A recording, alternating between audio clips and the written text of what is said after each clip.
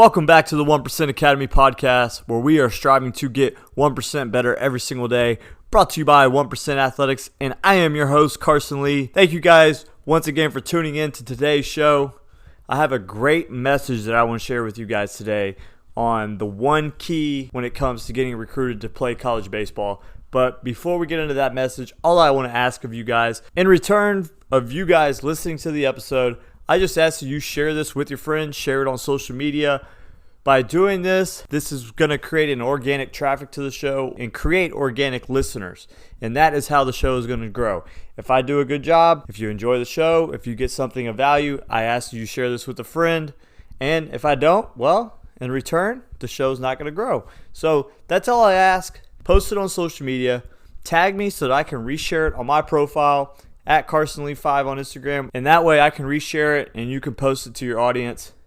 And that is what I ask in return for you listening to the episode. But now, let's go ahead and jump into the message I have for you guys today when it comes to getting recruited to play college baseball. Now, when it comes to getting recruited, the number one key that plays into the whole part of the equation is your grades. What do your grades look like? Guys, I can't stress this enough. When a college coach, even when a scout calls one of your coaches, whether that's your high school coach, your summer travel coach, maybe it's a hitting coach for you guys that do one-on-one lessons. Whenever they reach out to anybody as a source of a reference to run a background on you, to see who you are, the first thing they're going to ask about are your grades. That's going to be the most important thing they're going to be curious about. For one, whenever it comes to playing in college, a college coach is not going to want somebody that he cannot trust to be on the field.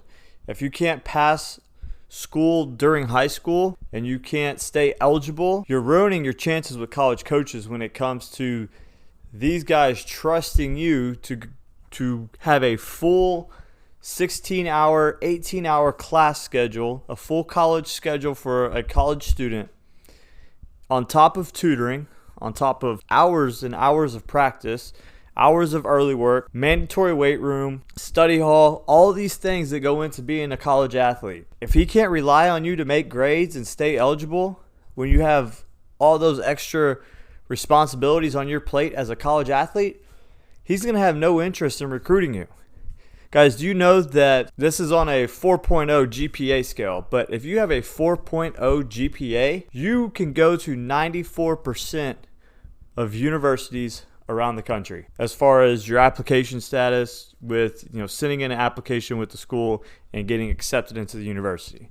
Because remember, during the recruiting process, when you are getting recruited, just because a college coach recruits you, just because he offers you a spot and you can verbally commit or you can sign a national letter of intent, you still have to be accepted into the university as a college student outside of the athletics department.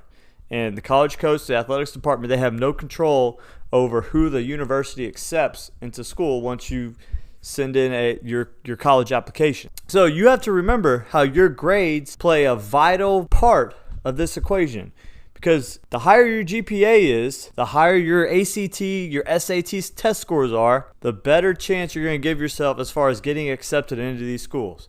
And obviously on the GPA scale, as that GPA goes down, so does that percentage of schools that you will be able to get accepted into. This is something that you guys need to be prideful of and keep in the back of your mind, that being a college athlete or getting recruited to play college sports is not only just about the athletic part of it. These college coaches want to know who you are as a person. They want to know what kind of a student you are, because ultimately that is why they are going to give you scholarship money to go to that school for your education. And so if they can't trust you to take care of business in the classroom, how are they going to have very much trust in you to take care of business on the field, to be a leader, to be able to hold your teammates accountable, to not slack off, to be everywhere on time when you're supposed to be there, right?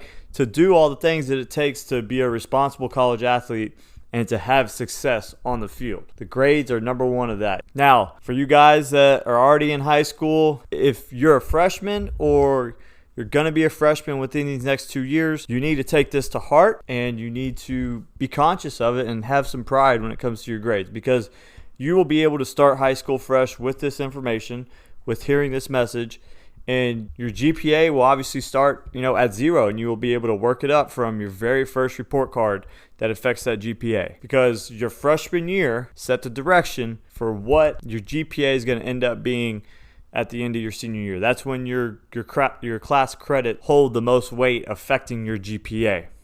So your freshman year is the most important time when getting a good GPA starting point scale, on the scale. You guys that are later on, sophomores, juniors, the class credits are not going to affect your GPA as much. But if you're hearing this message, you still have time to be able to turn it around, okay? Start taking pride in your grades, do your homework. If you need a tutor, if you need someone to help you study, guys, there's nothing wrong with that.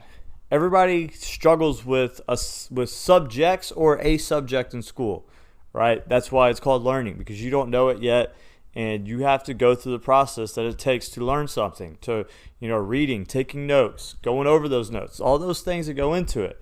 So don't be afraid to ask for help, because at the end of the day, you got to remember that it's your baseball career on the line, your baseball future. You want to be able to play past just high school. So if you're a sophomore, junior, you need to go ahead and start applying yourself, because even though the credits don't affect your GPA as much, it still can boost it a few points, which you never know could be the difference between getting accepted and being denied. Seniors, man, you're kind of tough for you guys.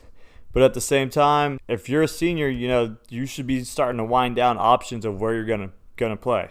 It's very late in the recruiting game. For those of you that don't know my story, I did not end up signing to play college baseball until after my senior year, and I wound up going to junior college. Now, guys, if you're a senior and your grades don't look so good, you didn't take them serious at the beginning of your high school career, junior college is an option, and it's fairly easy to get into junior college schools, universities on community college campuses, because the standards for getting accepted are fairly low as far as GPA and your ACT and SAT scores. So that was one of the reasons why I wanted to go to JUCO. I was an A and B student. Going to junior college gave me an opportunity to kind of reset my GPA, because once you go to college, you get a new GPA. So it gave me a chance to reset my GPA and get all my general class credits done. The Englishes, science, the math, all that kind of stuff. And so I'm a big proponent of junior college. So for you seniors, it's late in the game, and maybe you don't have very many opportunities come. Just remember that at the end of your senior year, junior college is an option, and there's no shame in going to junior college. I'll tell you that you'll have some of the most fun of your life playing junior college baseball, because it's a grind. You're with your teammates all the time. It's pretty much just baseball only. There's no restrictions on how much you can practice like there are for NCAA Division I, Division II, and Division III. You live on the baseball field, and I encourage everybody to go to junior college. But we'll talk about that on a different, separate podcast. Like I said, today I want to talk to you guys about grades, just so you guys can understand. Me personally, I was an A/B student, like I mentioned, but ultimately I went to junior college. I had opportunities to go to four-year universities out of high school, but it's just not what I wanted to do. My ACT scores was a 21, and I do not remember what my SAT score was. I was able to get accepted into universities that's making A's and B's. I wanted you guys to make sure y'all understood the importance of grades, because when these college coaches are bringing you into their program, they want to make sure that you're a responsible student. They want to make sure that you're somebody that they can count on. Especially if they're going to give you a lot of scholarship money, they want to make sure that's going somewhere where they're going to get their investment out of you. And if you're not eligible, if you're not on the field, not only are you letting your coach down, but you're letting the rest of your team down too. And you're going to end up losing scholarship money. I can tell you that. If you go to school and you slack off and you already got scholarship money, and not only that, maybe you're probably not performing on the field, you're not going to keep that money. So just remember that every test you take, every quiz you have, every assignment you have, all that is affecting your future. School is not that hard, you guys. I know it's tedious being there for 7-8 hours a day, and it can get boring listening to teachers go through lectures, but you need to put in just at least just the bare minimum effort to make sure you're making A's and B's. It's not that hard. Get your assignments done on time. Don't procrastinate. Don't wait till the last day. Those are all going to be things that are going to affect that grade. And at the end of the day, that's going to affect your GPA and what potential schools may be able to offer you, including how much scholarship they're willing to offer you, because they're not going to offer scholarship to somebody that doesn't have grades. So if you have good grades, now you're opening doors for yourself where a school may be willing to give you even more money than what you originally could have gotten out of them. There are course requirements that you have to meet during the recruiting process that goes into effect with your grades. Each NCAA division level has different course requirements. Like NCAA Division III has no general course requirements that you need to be eligible to play Division III baseball. Those admission standards that you have to meet are all independent of the school that you're getting recruited by. So they all have their individual requirements you have to meet, and not a NCAA standard that you have to meet to be eligible. For NCAA Division I, the core course requirements are 4 years of English, 3 years of math, 2 years of science, an additional year of English, math, or science, 2 years of a social science, 4 additional years of English, math, science, social science, 4 additional years of English, math, science, social science, a foreign language, or philosophy. For NCAA Division II core course requirements, all that is 3 years of English and math, 2 years of a natural science, 2 years of social science, and 2 extra years of English, math, science, 4 years of a foreign language, philosophy, religion. Any subjects in the additional categories that I just mentioned.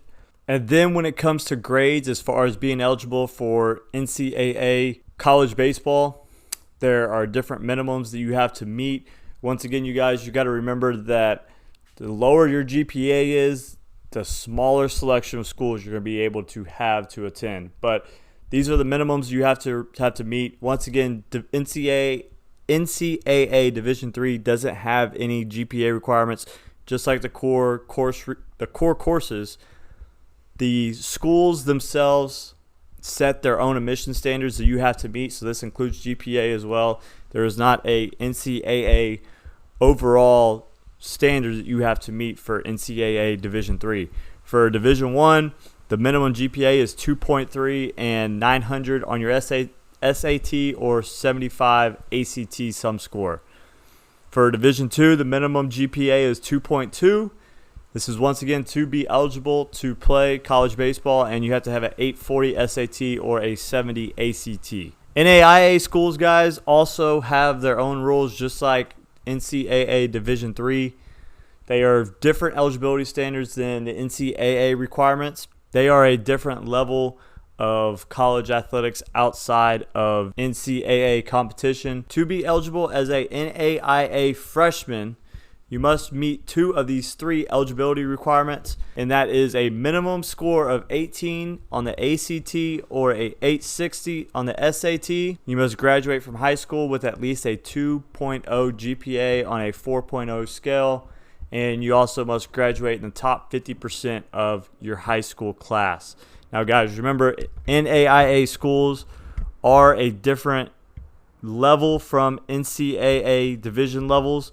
The competition is still good in NAIA baseball, and there are actually little pockets of the country that have NAIA schools that are just hotbeds for talent. Guys, I'll tell y'all, after playing professional baseball, it does not matter what level of competition you play at, because if you're good enough, opportunities will open up for you to continue playing. So I just urge you guys to take care of your grades so that at the end of your high school career, at the end of your senior year, you have the largest selection of schools to attend when it comes time to deciding where you're going to play college baseball.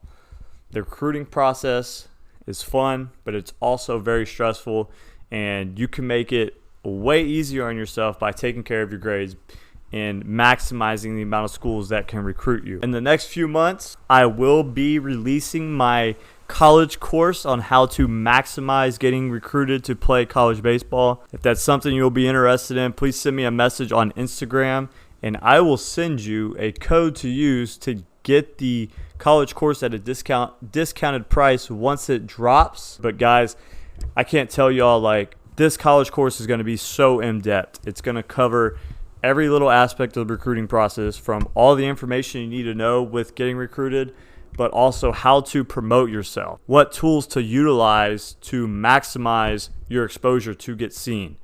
And I drop tons of information here, tons of tips, tons of strategies that you can use to market yourself and get seen by college coaches and create opportunities for yourself. Because at the end of the day, you have to go get it yourself. Nobody can do it for you. You need to put in the time, the effort to get yourself seen. And so this course, guys, is going to be super valuable for y'all, especially you high schoolers, you young guys. This is something you can utilize to start maximizing the amount of exposure you're going to get. So once again, if that's something you're interested in, send me a DM on Instagram. Tell me that you're interested, and I will give you a discounted code to get it at a lower price once it drops here in the near future. It's almost done. If you're a listener to the podcast and you would like to support 1% Athletics, where we are striving to get 1% better every single day, guys, that's the mindset. That's the secret to achieving anything you want to achieve. It doesn't happen overnight. You have to put one foot in front of the other every single day. You have to stay persistent, and what you do every single day is going to compound over time, and it's going to add up to get you to where you want to be. Compounding interest is a powerful tool. 1% better, that mindset will allow you to achieve success. Every day you're getting better than the day before. You keep striving, you keep moving forward. If you want to support the brand, use the discount code PODCAST at checkout, www.1percentathletics.com. Use the code PODCAST at checkout, and you will get 15% off your order, and you will be supporting me, your host. If you get any 1% gear, guys, please tag me on Instagram, once again, so I can reshare it. This is going to be the end of the podcast. Thank you guys for joining me today. Once again, striving to get 1% better every single day. Take care of those grades, you guys. I will see y'all next time.